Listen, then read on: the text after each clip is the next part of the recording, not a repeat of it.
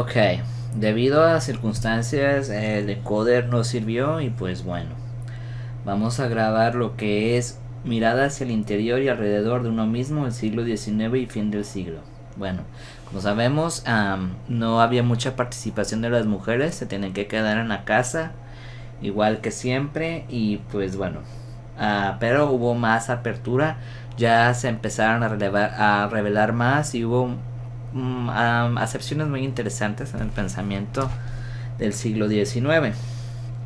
Dice, también en el concepto ya la máquina venía dominando, es decir, la revolución industrial. Las máquinas cada vez iban sustituyendo al ser humano. Esto se viene derivando desde la ilustración, que era fortalecer al ser humano en su máxima expresión, y siéndolo pues superior en la naturaleza, o sea que el hombre es superior en la naturaleza y pues podía hacer lo que quisiera con ella. Dice, bueno, a lo largo del siglo XIX cada vez más mujeres tomaron conciencia de su condición y se interesaron por la política y la filosofía. Empezaron a agruparse para reivindicar derechos básicos. Nació el movimiento feminista organizado. Más mujeres que nunca querían obtener los mismos derechos del hombre. Bueno, empezando con la primera pensadora, que es Hedwig Döhn. ¿Ok? La primera es Hedwig Döhn. Ok, vamos a ver qué dice ella. Dice, los temas que más le preocupaban eran sobre todo la justicia social y la emancipación de la mujer. Consideraba que todo lo que decía sobre la esencia de la mujer era metafísica. En la vida cotidiana donde se ve lo que es la mujer. En la vida cotidiana donde se ve lo que es la mujer, es en el trabajo del día a día que debe responder y combatir los viejos prejuicios. O sea, podría haber leyes, podría haber escritos aquí, la emancipación de la mujer, qué bueno, pero para ella era solamente metafísica, algo frívolo y pues no iba más allá de eso, ¿vale? Entonces hay que entender eso. Que para ella pues sí, la esencia de la mujer era solo eso, metafísica, y no trascendía más allá de lo que debía trascender. ¿Ah? Ok. También ella quería abogar por el derecho a la mujer a votar y lo aboga principalmente en su tratado La naturaleza y el derecho de las mujeres. En este texto muestra partidaria de aplicar los ideales de la ilustración al ser humano. Para Döhn, de una interpretación incorrecta de la naturaleza humana de la mujer se deriva el tratamiento desigual y llamada incapacidad intelectual de la mujer. Se opone, por tanto, a las teorías de anatomistas, de fisiólogos y médicos sobre lo que pretendía la pretendida naturaleza inferior de la mujer y combate las diferencias de socialización de niños y niñas. Para ella no está interesada en la metafísica, se pregunta por un mundo que pueda existir más allá. No se pregunta por un mundo que pueda existir más allá de la vida cotidiana. La moral no es algo interior, sino algo exterior que se da con las que se da en el desarrollo. Döhn reclama una educación igualitaria para las jóvenes y el derecho al voto. Así podría haber más participación política e intervención de las mujeres. Bien, dice también que las personas no son iguales, pero no significa que hombres y mujeres no puedan colaborar en los procesos sociales. Bien, una extracción de sus textos dice: las mujeres exigen el derecho al voto como su derecho, pero ¿por qué tengo que demostrar primero que tengo derecho? Soy un ser humano, pienso, siento, soy ciudadana del Estado. Esto es muy interesante porque ¿quién nos da el derecho? Una autoridad. No es que el ser humano o las personas hayan decidido, ¿sabes qué? Vamos a hacer esto o aquello, sino que más bien es la autoridad quien te dice si eres válido o no. Entonces, pues, bueno, eso es lo que ella dice, ¿vale? Bien. No pertenezco a la casta de los criminales, no vivo de la limosna. Estas son las pruebas que puedo aportar para mi reivindicación al hombre. Para ejercer su derecho al voto le hace falta un domicilio determinado, una edad determinada, una propiedad. ¿Por qué la mujer necesita todavía más? ¿Por qué se equiparan la mujer a los idiotas y a los criminales? No, a los criminales no. Al criminal se le priva de sus derechos políticos solo temporalmente. Tan solo la mujer y el idiota pertenecen a la misma categoría política. Bien, para que no haya malas interpretaciones, así se le calificaba a las personas con alguna discapacidad. También John Locke lo hace en su libro El entendimiento humano. O sea, así se les decía, pero si ahorita ellos se atrevieran a hacer ese tipo de proposición, pues la gente se le echaría encima. Así se les consideraba antes a las personas con discapacidad. Esto es muy interesante, porque también, bueno, ya se sabe, las mujeres son minoría en cuanto al privilegio y también las personas con discapacidad, pero ahorita no se ve esto. Ahorita se nada más está viendo lo que hace falta para que la mujer se pueda equiparar al hombre. Bueno, ese es el pensamiento de Hedwig. Ahora vamos con Concepción Arenal. Concepción Arenal dice: hasta 1908 hacer una carrera universitaria estaba prohibido para las mujeres que vivían en Prusia.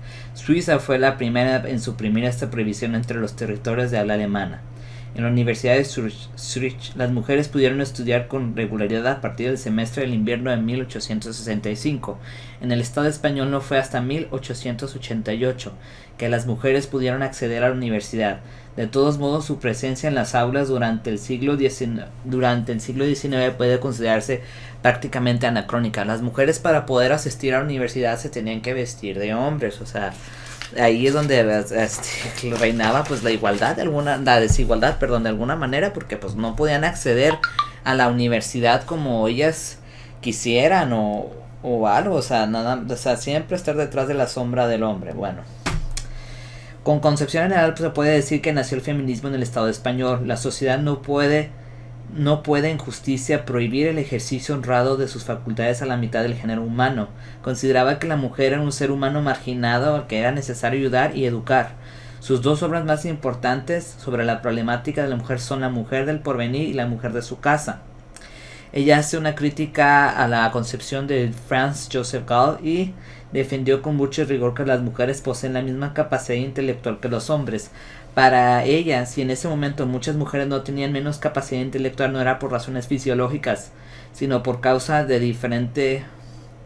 la educación diferente que recibían. Esta crítica la citaría porque pero es muy larga, así que de una vez lo voy a decir.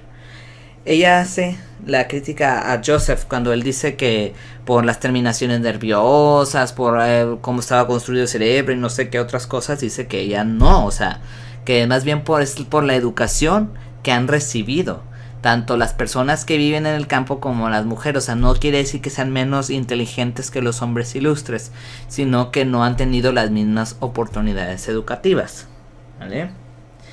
Ella no estaba a favor del voto de la mujer porque argumentaba que si a ella se le daba la oportunidad de votar, el marido iba a influir en el voto de ella. Tampoco estaba a favor de que ocupara cargos como penales o como de juez o algo así, porque tenían que dictar sentencias de muerte, o porque ella era una socióloga penalista. Entonces para ella pues era como muy cruel decir que una mujer ocupara de decir, bueno, es que tú te van a sentenciar, aunque parece una contradicción, porque bueno, dices que le estás pidiendo igualdad, pero a la hora de tomar una decisión así dices que no están capacitadas, como que ahí está un poquito contrariada. Pero bueno, dice, como pensadora comprometida y solidaria que era, se interesó y escribió sobre la situación de los hospicios, los manicomios y las prisiones, a lo que Foucault va a hacer más adelante, pero mucho después. Dice, de hecho, sus numerosos estudios penitenciarios en los que propugnaba el respeto y la dignidad de todos los que estaban encarcelados sin tener en cuenta el delito que hubieran cometido son hoy su producción más conocida. Publicó libros de poesía, ensayos, novelas, teatros, aunque sus géneros preferidos eran el epistolar y el folletín, porque los consideraba más accesibles al lector. Además de su actividad como pensadora y escritora, fue la primera mujer en ser nombrada visitadora de prisiones y secretaria general de la Cruz Roja. Fundó las conferencias de San Vicente de Paul para ayudar a los pobres. O sea, ella era altruista de alguna manera y también decía que tenía que ver mucho la justicia, cómo se impartía y todo esto. Bueno, ella es Concepción Arenal. Pasamos a la siguiente, que es Hedwig Stocker, que ella pues fue casi como una fan de Nietzsche. Okay. Helen Stalker, tuvo otras circunstancias, se pudo beneficiar de su posición que ofrecía, vivía en Suiza y se pudo beneficiar de eso para poder estudiar. A los 21 años, Helen Stark realizó la primera lectura de Friedrich Nietzsche. La influencia del filósofo alemán le acompañaría toda su vida. ¿Vale? Dice, Nietzsche llevó a cabo una crítica radical de los conceptos y valores que explicaban el mundo. Atacó principalmente los valores que defendía la Iglesia porque van en contra de la vida como un fluido eterno. Nietzsche, la realidad es más auténtica y originaria, es el trasfondo de donde todo surge. Hay que evitar los dogmas y las limitaciones. La cobardía, la mezquindad, la compasión y la pusilanimidad quedan lejos de la vitalidad de Nietzsche. Nietzsche era para Helen alguien que había tenido el coraje de hacer una crítica radical de la cultura, de todo lo que a ella le habían inculcado sobre la moral y la religión, sobre la manera de vivir correcta y sobre el bien y el mal. Había encontrado en él un espíritu independiente, implacable, como sí mismo y con los demás. La libertad del espíritu se convirtió en una divisa, pensar y actuar con autonomía ante todo. Y esto también valía para las mujeres. O sea, Helen quería ver este pensamiento, el pensar auténticamente, el razonar por sí mismas en las mujeres, sin la intervención ya sea de la Iglesia, del Estado o de los mismos hombres. ¿Vale? Bueno, dice. Hizo suya la proclama de Nietzsche: tienes que ser el que eres. Y lo transportó debidamente: sé la que eres. Sé la que eres. En su tratado El amor y las mujeres, dice: y lo que queremos las mujeres jóvenes son aspiraciones de esta generación, es más que de los filisteos se permitían soñar, no solo la posibilidad de hacernos dentistas o abogadas.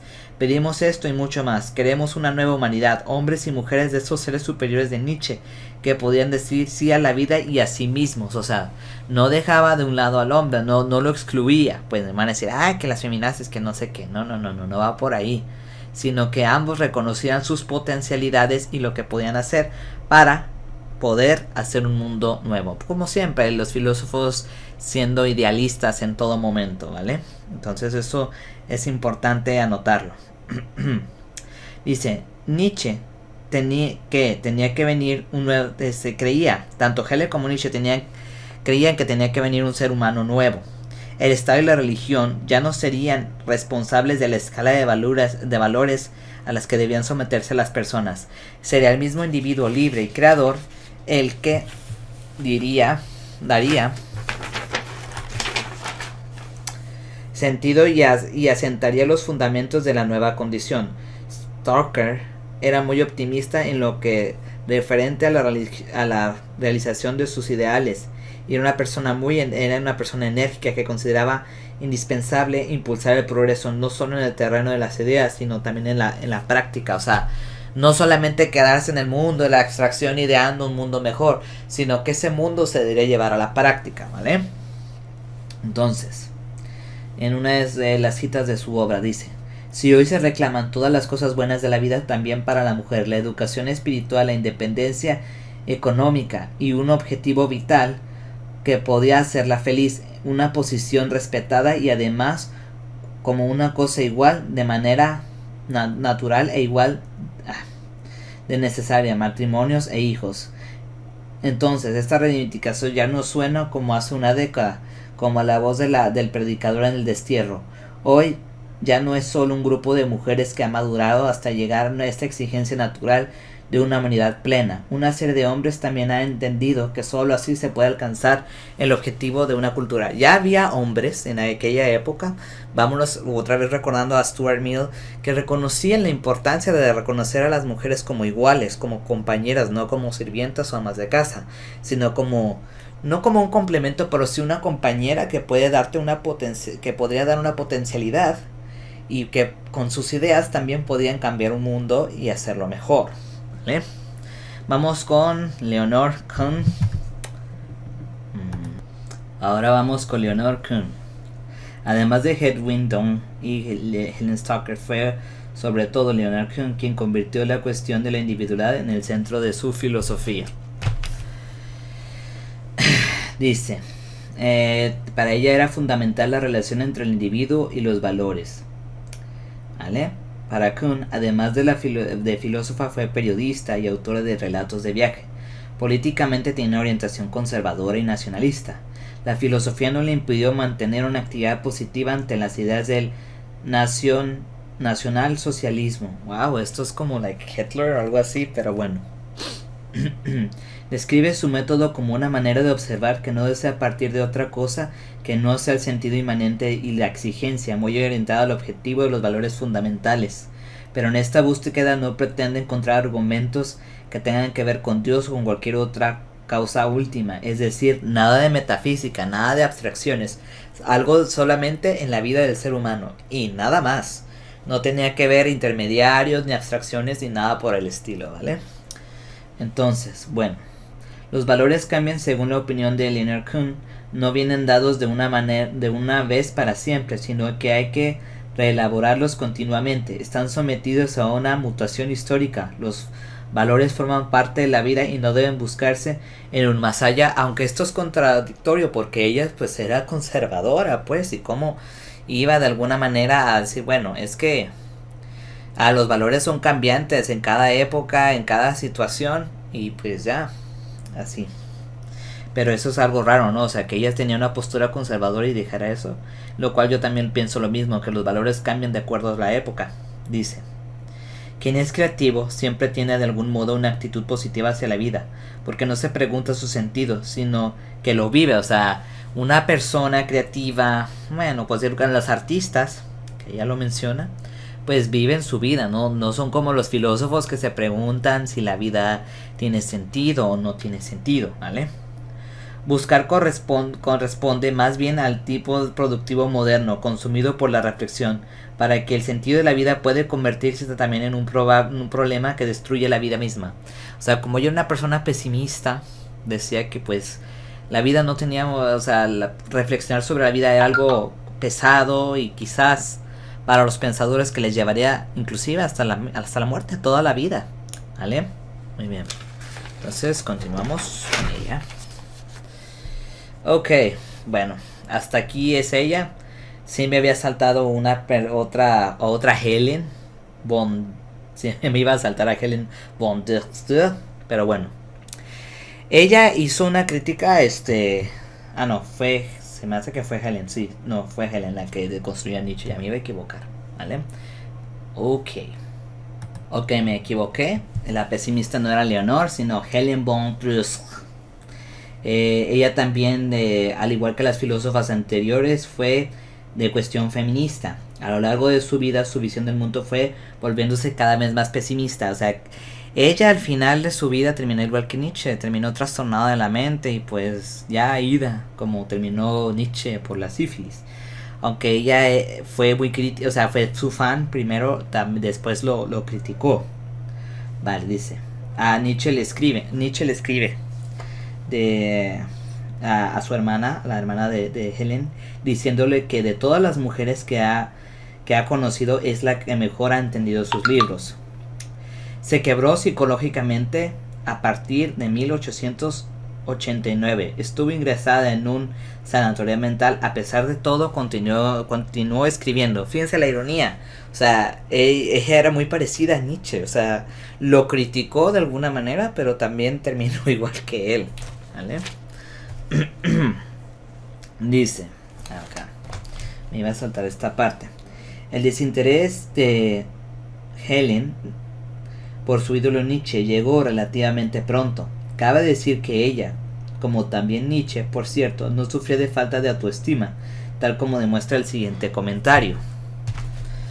Dice, aquí cabe destacar, sobre todo, que Nietzsche apenas ha tratado el problema de forma detallada. Se complace en pasarse con insinuaciones confusas e imágenes ingeniosas, por donde otros han trabajado profundamente. Según nuestra consideración, parece que su fuerza radica principalmente en la capacidad de reproducción genial. Posee la superioridad de la expresión y de la forma, y efectivamente, gracias a alguna palabra acertada, a alguna denominación nueva o alguna imagen afortunada ha mostrado resultados desde una nueva óptica. O sea, aquí ella critica a Nietzsche que otros han hecho el trabajo que él, pero quizás con un nuevo concepto, quizás con una nueva idea. Estas concepciones parecen originales, pero pues ella dice que no, que ya otros han dicho lo que él, ¿vale? Entonces lo que ella lo critica. Bien. La crítica de Helen von Druskowitz a Nietzsche apareció en 1886 en el ensayo Intentos modernos de sustituir la religión. El artículo se lo ha publicado de forma revisada y ampliada con el título Fundamentación de una concepción del mundo suprarreligiosa. El título ya hace referencia al tema de Helen que Helen había escogido. Para ella se trataba de una reorientación del ser humano independientemente de la religión. O sea, para ella sí podría decirse que Dios existe, pero Dios está a otro lado, ya se olvidó de los humanos y los humanos no tienen que esperar la intervención de Dios para poder hacer sus vidas, para poder tener un sentido. ¿Ok? Dice, la libre voluntad es para Helen una parte inherente del ser humano. Kant había decidido la libre voluntad de la capacidad de empezar algo desde uno mismo, sin recibir un impulso externo. También hablaba de este contexto de espontaneidad. Helen une esta concepción a la idea de la transvalorización de valores, precisamente porque la persona es libre de hacer lo que quiere, también es responsable de sus actos. Esto es muy importante. Yo le había dicho hace mucho, o sea, en fin, también. Tú puedes hacer lo que tú quieras, pero vas a ser responsable de ello. Y los seres humanos tienen miedo, un pavor a esa palabra. Responsabilidad significa responder por los actos. Las personas tienen mucha, pero mucha pereza para ser responsables. Por eso es que en este siglo ya queremos echarle la culpa a todos y decir que todos están mal y que yo no tengo responsabilidad de nada, lo cual eso es una mentira, ¿vale? Entonces, porque la persona es libre de hacer lo que quiere, también es responsable de sus actos. Las personas tienen que encontrar principios morales de sus actos. Las personas tienen que encontrar principios morales por cuenta propia, sin intervención de la iglesia y del Estado, de ninguna autoridad. Si las personas entendieran esto, no tendríamos ni políticos, ni leyes, ni nada, porque no habría necesidad. Pero ¿qué pasa? Tienen tanta flojera y tanta pereza que todo quieren dejárselo a alguien más y ya después no quieren sufrir las consecuencias. Sin ayuda externa alguna. Dios no está ahí para apoyar las personas en sus decisiones. Dios no va a intervenir en tu decisión, no va a intervenir en tu vida. Quizás exista y sea algo superior según esta autora, pero no te va a ayudar en nada más. ¿Okay? Dice, en 1895 apareció la última obra, El hombre como imposibilidad lógica y ética y como maldición del mundo. Maldición del mundo. Vamos a ver. En este libro, Druskowitz expresaba con palabras muy duras su visión del mundo. A su actitud crítica ante la religión se une el odio que siente hacia los hombres. Es cierto que la filosofía no niega a Dios, pero la ve de otra manera que la fe cristiana. Ella lo desplaza a una superesfera sin ninguna conexión con el ser humano. En sus primeros escritos había manifestado una pequeña esperanza de que la conciencia humana puede desarrollarse sin entrar en contacto con la esfera divina. Posteriormente revistó este pensamiento hasta llegar a una concepción del mundo radicalmente pesimista. Desde el punto de vista están mucho más emocionadas las mujeres que los hombres. Para el hombre se trata de poder y no va más allá de esa mentalidad. Se siente impulsado a dominar y actúa como un destructor de la naturaleza. Helen murió en un estado de enajenación mental como Nietzsche, o sea, murió con un trastorno psiquiátrico igual que Nietzsche. Su filosofía se ha olvidado. Los que han mostrado interés por conocerla se han ocupado de su persona. Entonces, dice, el hombre es el ser vivo más codicioso de todos, peor que una bestia salvaje.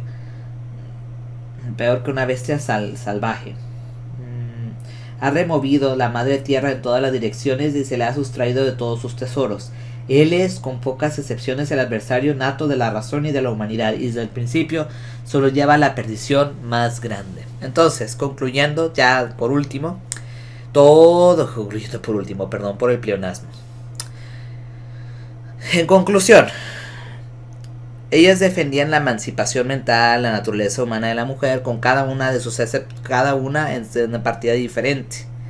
Pero pues es eso, o sea, desde la Edad Media hasta aquí, hasta ahorita, siempre se ha tratado de defender eso porque no se ha logrado. O sea, dicen, es que ya las mujeres tienen todo, eso no es cierto, o sea, es una mentira. Todavía no lo han logrado. Me pareció muy importante Helen y creo que es a ver si no me equivoco, son dos Helens, pero las dos Helens son partidarias de Nietzsche, aunque la última pues lo critica, pero bueno, buscan abogar por una autenticidad, por un pensamiento propio de la mujer para que se libere de esa concepción estúpida, lo voy a decir, que los hombres tenían antes y sí, algunos siguen teniendo ahora, que la mujer pues es inferior. Pues bueno, esto ha sido el programa número 15 de Transfilosofía. Espero que les guste y pues nos vemos hasta la próxima. Bye bye.